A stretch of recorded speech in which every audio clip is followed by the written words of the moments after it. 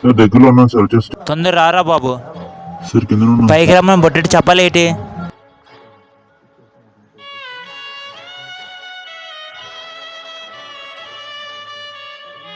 Sir sir sir sir ఆడిచి ఎంతసేపు అవుతుంది? Order నాకు ఏమొద్దు. టైం కూడా అయిపోయింది. ఫోన్ చేసి ఫోన్ ఎత్తవు. బొర్ర లేకపోతే సరే. ఇప్పుడు టైం ఎంత అవుతుంది? ఇప్పుడు తెచ్చి ఆర్డర్. ఈ ఆర్డర్ ఏమవుతుంది? క్యాన్సిల్ చేస్తున్నాను. వద్దు సార్. సారీ సార్, ట్రాఫిక్లో లేట్ అయింది sir. Sir please sir, sir sir please sir. Sir sir అర్థం చేసుకోండి sir. Sir please sir, please sir. ఏమన్నా అక్కడ గబ్బలు చెప్తారు. అలాగే 2 ప్యాకెట్ పెట్టాను. ఒక ప్యాకెట్ ఉంది ఏంటి? వీళ్ళని కస్టమర్కి కాల్ చేసిన డబ్బులు ఏమైనా ఇవ్వండి. వెళ్ళు. Sir please sir. Sir sir sir మీకు అర్థమైపోతుంది సార్. ప్లీజ్ రమ్మంటే డబ్బులు.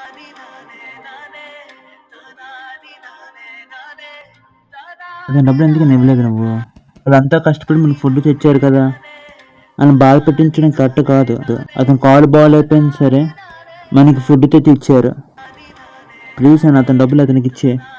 వాళ్ళ కష్టం మనకి, వాళ్ళ ట్రాఫిక్లో కూడా అంత కష్టం ఫుడ్ అనేది తెస్తారు.